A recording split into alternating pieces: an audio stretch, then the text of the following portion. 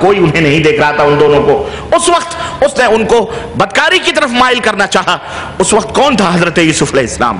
پردیس اور غربت کا زمانہ، ماں نہیں، باپ نہیں، اور کوئی دنیا کا آدمی نہیں جس کو کی مدد کے لیے پکاریں. حضرت یوسف علیہ السلام نے ایسی مشکل گھڑی میں جبکہ بچنا مشکل ہے، یا تو بدکاری کریں اور یا تو انکار کر کے جیل کی سلاخوں کے پیچھے جائیں. حضرت یوسف علیہ السلام نے اس وقت التجا کی اور کیا کہا؟ قال رب السجن احب الی مما يدعوننی الیہ والا تصرف عنی کیدہن اصب الیہن واکن من الجاہلین.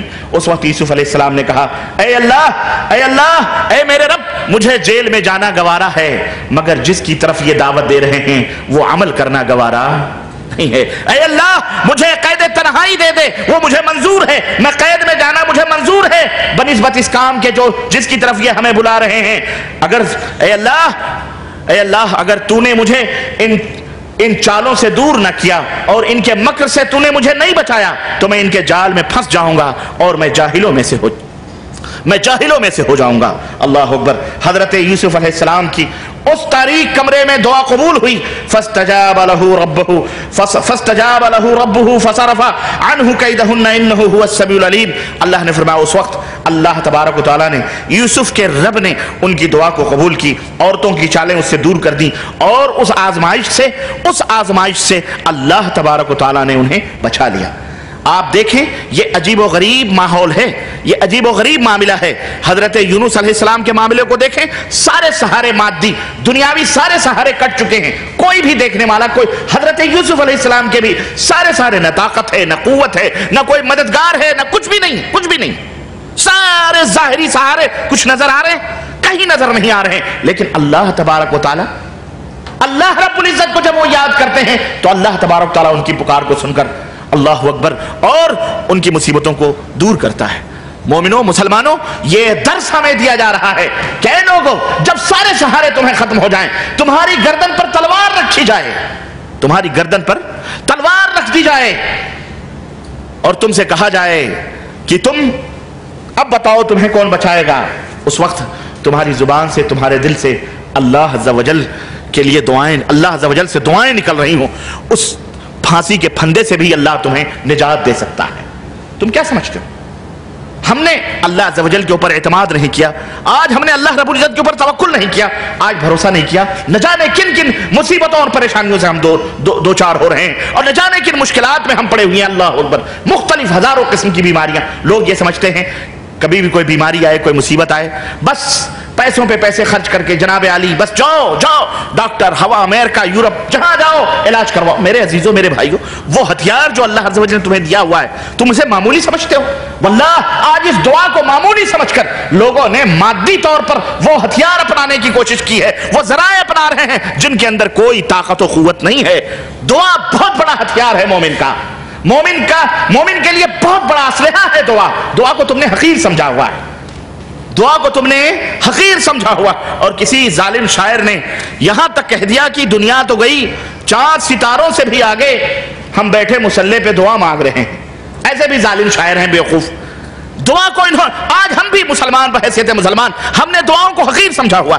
اللہ عز و جل سے دعا نہیں کرتے، اللہ عز و جل کو پکارتے نہیں، اللہ عز و جل سے مانگتے نہیں. ہم نے 10 دفعہ اور مانگتے بھی کیسے ہیں؟ اگر آپ اندازہ لگائیں مسجدوں میں ہمارے اپنے مسلمان بھائیوں کو دیکھیں تو مانگتے بھی کیسے ہیں. ہاتھ تو اٹھے رہتے ہیں یہاں سامنے، لیکن نگاہیں چھتوں کو گھور رہی ہوتی ہیں اور ادھر ادھر آزو بازو لوگوں کو دیکھ رہے ہوتے ہیں. ایسے دعا قبول ہوتی؟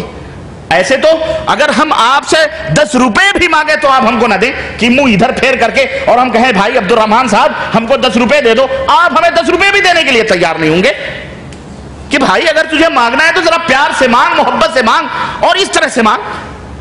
آنکھوں میں آنکھیں ملا کر مسکین بن کر کے، فقیر بن کر کے، ذلیل بن کر کے اس طرح سے مانگو تو تمہیں ملے گا.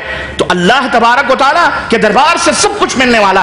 اللہ کے رسول صلی اللہ علیہ وسلم نے فرمایا اذا استعنت فاستعن باللہ، جب تم مدد طلب کرو تو اللہ سے مدد طلب کرو. یہاں تک نبی کریم صلی اللہ علیہ وسلم نے فرمایا کہ جب تمہیں گھوڑے کی نال کی بھی ضرورت پڑے تو اللہ سے مانگو. کس سے مانگو؟ گھوڑے کے نال کی، جوتے کے تسمے بھی مانگنے ہوں تو اللہ عز و جل سے طلب کرو. وَرِزْقُكُمْ فِي السَّمَاءِ، تمہاری روزیاں آسمانوں میں. تم نے اللہ کی قدر کیا کی؟ اللہ عز و تم نے سائیڈ میں رکھ دیا اور اپنے مادے، اپنے دولت، اپنے اسلحے، اپنے نہ جانے کن کن چیزوں پر تم نے بھروسہ کیا. ہم نے کہا دنیا فتح کر لیں گے. ایسے دنیا نہیں فتح ہوتی ہے. اور ایک بات ابھی میں بتاؤں گا، یہ بھی نہ سمجھنا کہ مادی وسائل کی ضرورت نہیں ہے اور بس صرف دعائیں ہی مانگتے رہو. وہ بھی اسلام کے اندر مکمل طور پر اس کے نظام اور اس کے اصول اور ضابطے، لیکن دعا یہ سب سے اہم چیز ہے. بہت بڑا ہتھیار ہے. تمہارے تیر تلوار اور تفنگ اور تمہارے بندوق اور تمہارے ٹینک اور تمہارے ٹینک، جتنے بھی چیزیں، تمہاری دولت، تمہارے مال، تمہارا سب سے بڑا ہتھیار یہی دعا ہے. حضرت ایوب علیہ السلام کو دیکھو، طویل بیماریوں کے اندر ملوث، یہاں تک کہ جسم کے اندر کیڑے پڑ گئے، جذام کی بیماری، کوڑھ کی بیماری، اتنے بڑے مالدار، اتنی دولت، اتنی بیویاں، اللہ اللہ، چاروں طرف سے اللہ کی نعمتیں برس رہی ہیں، نعمتیں. غسل خانے میں غسل کر رہے ہیں، سونے کی ٹڈیوں کی بارش ہو رہی ہے. حضرت ایوب علیہ السلام ان کو سمیٹ رہے ہیں. اللہ تعالیٰ نے وحی کی کہ یہ ایوب، ہم نے اتنا تجھے دیا ہے، کیا ابھی تک تو تیرا پیٹ نہیں بھرا؟ حضرت ایوب نے کیا کہا؟ اللہ پیٹ بھرا ہوا ہے لیکن مالک دے رہا ہے، اس کی ناشکری کیسے کریں؟ اس دولت کو، اس نعمت کو کیوں نہ سمیٹیں؟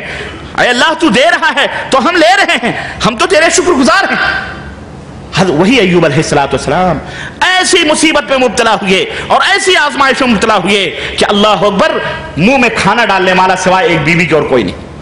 اور وہ بیوی بھی چوٹیاں کٹوا کر دوسروں کے کام کاج کر کے حضرت ایوب علیہ السلام کو لا کے کھلاتی.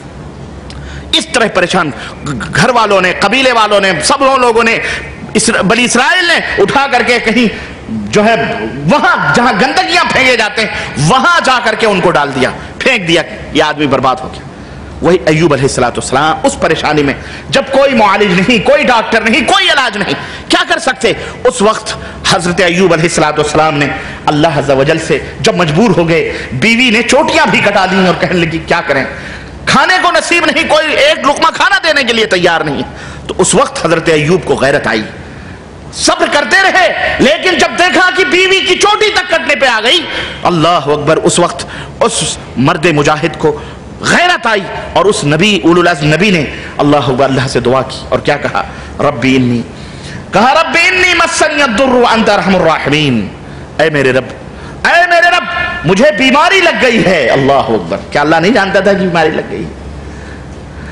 اے اللہ مجھے بیماری لگ گئی ہے اور تو ارحم الراحمین ہے، بس تو ارحم الراحمین ہے. اے اللہ مجھے بیماری لگ گئی ہے. اللہ تعالیٰ نے حضرت ایوب علیہ السلام کی دعا کو قبول فرمایا اور کہا ایوب جہاں تم بیٹھے ہو وہاں پہ اپنے پیروں سے ٹھوکر مارو، پانی نکلے گا، اسے پیو، اسے غسل کر لو. ایوب علیہ السلام نے پیر سے ٹھوکر ماری، پانی نکلا، چشمہ نکلا، اس کو پیا، نہایا، تر و تازہ ہو گئے، حسین خوبصورت نوجوان، ساری بیماریاں دور ہو گئیں. اچھے کپڑے پہن کے بیٹھے اور ان کی زوجہ محترمہ جو باہر گئی ہوئی تھیں جب آئیں واپس کھانے پانی لے کر کے، یہ بیٹھے ہوئے تھے وہاں پہ، کہنے لگیں کہ یہاں میرا شوہر بیٹھا ہوا تھا، وہ کدھر گیا؟ اللہ اکبر. انہوں نے کہا میں ہوں. کہا مجھ دکھیاری پر مجھے غریب کے ساتھ مذاق کیوں کرتے ہو؟ میں مسکین، میرا شوہر مسکین، مرض میں مبتلا، ہم دکھوں سے چور، اور تم اس میں ہم سے مذاق کرتے ہو، ہم سے مذاق کرتے ہو. یہاں میرا شوہر تھا، وہ کدھر گیا؟ حضرت ایوب نے کہا میں ہی ہوں تیرا شوہر، اور اس کے بعد میں سمجھایا، یقین دلایا، تب ان کو سمجھ آئی. الحمدللہ. اس طرح سے میرے عزیزو، اللہ تبارک تعالیٰ نے نبیوں کے اور انبیاء علیہ السلام اور جو حق کے راہوں میں جو لوگ چلنے والے ہیں، ان کے پورے معاملے کو اللہ تبارک تعالیٰ نے قرآن کریم کے اندر ان کے واقعات کو درج فرمایا. حضرت لوط علیہ السلام، اس قدر مصیبت اللہ اکبر کہ قوم نے کیا ظلم نہیں کیا حضرت لوط علیہ السلام کے اوپر. اور جب دیکھا کہ فرشتے آئے ہیں عذاب دینے کے لیے اور اب کوئی بچ نہیں سکتا، تو اس نبی نے بھی کس کو پکارا؟ اللہ عز و جل کو. اور کیا کہا کہ رب نجنی واہلی مما یعملون، اے اللہ، اے میرے رب، مجھے اور میرے اہل عیال کو اس عذاب سے بچا لے. اللہ نے انہیں بچایا. آخری نبی. اور حضرت موسیٰ علیہ السلام کو دیکھیں، حضرت عیسیٰ علیہ السلام، حضرت موسیٰ علیہ السلام، یہ تو نبی اور نبیوں کے جو صحابہ تھے. حضرت موسیٰ علیہ السلام، آپ ان جادوگروں کو دیکھیں जिन जादूगरों ने हज़रत मूसा अलैहिस्सलाम से मुकाबला किया था। आप क्या कह सकते हैं कि जी ये अल्लाह के नबी हैं, लेकिन अल्लाह के नबी के जो मुत्तबईन थे, उनके जो पैरोकार थे, उनका भी हाल ये देखें कि जादूगर जो फिरौन से कह करके ये कह रहे थे कि अगर हम मूसा अलैहिस्सलाम को ज़ेर कर दें और उनके जादू को फेल कर दें तो ये बताओ हमें क्या मिलेगा। तो फिरौन ने कहा हम तुम्हें कुर्सियां अता करेंगे, वज़ारत अता करेंगे, मजलिस मुशावरत के अंदर तुम्हें मिंबर बनाएंगे, तुम्हें बहुत ज्यादा दौलत अता करेंगे। उन्होंने जब देखा और अपने अपने जादू छोड़े, हज़रत मूसा अलैहिस्सलाम ने का मौजज़ा देखा, समझ गए कि ये जादू तो नहीं है, तो मौजज़ा है, और सारे के सारे मुसलमान हो गए। फिरौन ने धमकी दी तुम्हारे हाथों को कटाएंगे, तुम्हारे गर्दन को काट देंगे, हम तुम्हें सूली के ऊपर चढ़ाएंगे, तुम्हारे बाल बच्चों को खत्म कर देंगे। उस वक्त इन जादूगरों के ऊपर जब हकीकत खुली और अल्लाह अज़्ज़ वजल की हकीकत से वो मुतारफ हुए और अल्लाह रब्बुल इज़्ज़त की मारिफत उनके दिलों में आई, तो उन्होंने क्या कहा, अल्लाह अज़्ज़ वजल जब ये धमकी सुनी तो कहा रब्बना अफ़रिग़ अलैना सब्रन व तवफ़्फ़ना मुस्लिमीन, ऐ हमारे रब हम पर सब्र का फैज़ान अता फरमा, ये जालिम हमारी गर्दन काटने के लिए तैयार हैं, ऐ अल्लाह हमें सब्र अता फरमा और हमें दुनिया से इस हाल में उठा कि हम मुसलमान हों, हमें इस्लाम की हालत में उठा। उसके बाद अल्लाह ताला ने अहले ईमान के दिल इस कदर मजबूत कर दिए, उनके दिलों में इतनी सलाबत और इतनी पुख्तगी अल्लाह तबारक तआला ने उन्हें अता फरमाई कि जब दोबारा बादशाह ने कहा कि हम तुम्हें खत्म कर देंगे, तो बादशाह से उन्होंने क्या कहा, उन जादूगरों ने जो थोड़ी देर पहले उससे सीटें, उससे कुर्सियां, वजारत की मालो दौलत के ख्वाहिशमंद थे, उन्होंने उसी बादशाह के सामने, फिरौन जो अपने आप को इलाह कहता था, माबूद कहता था, उसके सामने अलल ऐलान क्या कहा फ़क़्ज़ि मा अंत क़ाज़ इन्नमा तक़ज़ी हाज़िहिल हयातिद दुनिया, हाँ जाओ फिरौन तुझे जो कुछ भी करना है हमारे साथ कर गुजर, तू क्या करेगा, ज्यादा से ज्यादा इस दुनिया से हमारे वजूद को खत्म कर देगा, बस और क्या करेगा, हम तो अपने रब की तरफ पलट करके जाएंगे। अगर तू हमें खत्म, ये बातें किसके दिल में आती हैं पता है, ये बातें उसके दिल में आती हैं जो मोमिन होते हैं। जो कौन होते हैं, मोमिन होते हैं। लेकिन जो बुज़दिल और बेईमान होते हैं वो बुज़दिल होते हैं, उनके दिलों के अंदर खौफ होता है, दुनिया की हिर्स, उसकी रंगीनियां उनके निगाहों में नाचती हैं, तो वो दुनिया छोड़ने को तैयार नहीं होते, हक की राहों में बदल जाते हैं, हक की राहों के अंदर उनके कदम डगमगा जाते हैं, फिर झूठ बोलते हैं, मक्र करते हैं, फिर इधर उधर के हीले साजियां करते हैं। लेकिन जो मोमिन होते हैं वो सरे सलीब भी, फांसी के फंदे को भी चूम कर हक बात बयान करते हैं और डंके की चोट पर बयान करते हैं। वो किसी मलामत करने वालों की मलामत या किसी गर्दन काटने वालों की तलवारों से वो खौफजदा नहीं होते। तो मेरे अजीजों, ये अंबिया अलैहिस्सलाम के मुत्तबईन का यह हाल था। और इसी तरह आखिरी नबी हजरत मोहम्मद रसूलुल्लाह सल्लल्लाहु अलैहि वसल्लम को देखो, ये नबियों का सिलसिला दुआओं का कि ये सारे के सारे रुजू हो रहे हैं किसकी तरफ, अल्लाह रब्बुल इज्जत की तरफ। नबी करीम सल्लल्लाहु अलैहि वसल्लम के साथ जो सलूक किया गया और अल्लाह के रसूल सल्लल्लाहु अलैहि वसल्लम के ऊपर जो जुल्म के पहाड़ तोड़े गए, उसका तज़किरा आपको सीरत की किताबों में मिलेगा। और आखिर अल्लाह के नबी तंग आकर के उन जुल्म से, महल मक्का के जुल्म और सितम से ताइफ गए, वहां भी पत्थरों से इस्तकबाल हुआ और वहां भी सदमा पहुंचा, और उसी जख्मी हालत में जब ताइफ से लौटे और एक मकाम पर आराम फरमाने के लिए नबी करीम सल्लल्लाहु अलैहि वसल्लम को लिटाया गया, आप बेहोश थे।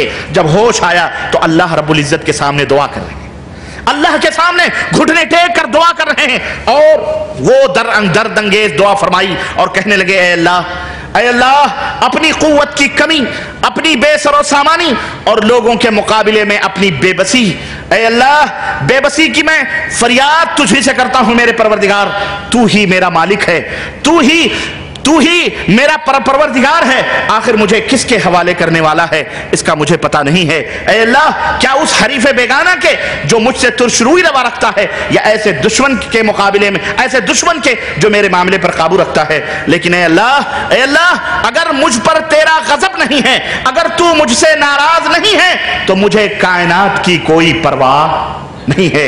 ऐ अल्लाह अगर तेरा गजब मेरे ऊपर नहीं है तो मुझे कुछ परवाह नहीं है, बस तेरी आफियत मेरे लिए ज्यादा वसात रखती है। मैं इस बात के मुकाबले में कि तेरा गजब मुझ पर पड़े या तेरा अजाब मुझ पर आए, तेरे ही नूर जमाल की पनाह तलब करता हूं, जिससे सारी तारीकियां रोशन हो जाती हैं और जिसके जरिए दीन और दुनिया के सारे मामलात समझ जाते हैं। ऐ अल्लाह मुझे तेरी रजामंदी और खुशनुदी की तलब है, बजुस तेरे कहीं से कोई ताकत और कुव्वत नहीं मिल सकती है। ऐ अल्लाह मेरी मदद फरमा, یہ دعا تھے اللہ کے نبی حضرت محمد الرسول اللہ صلی اللہ علیہ وسلم کے. بظاہر جب سارے سہارے ٹوٹ گئے اور مکے کے سرداروں کے ظلم و ستم سہ کر جب اللہ کے نبی صلی اللہ علیہ وسلم نے میرے عزیزو یہ دعا کی تو یہ دعا اللہ کے ہاں قبول ہوئی. اللہ اکبر. اور اس کے بعد اللہ اکبر ظلمتوں کی تاریکیاں ختم ہوئیں اور فتح و کامرانی کی نوید مسرت آنا شروع ہوئی. اللہ کے نبی صلی اللہ علیہ وسلم نے جو لوگ ظالم تھے، اللہ اکبر، ایک زمانہ ایسا بھی آیا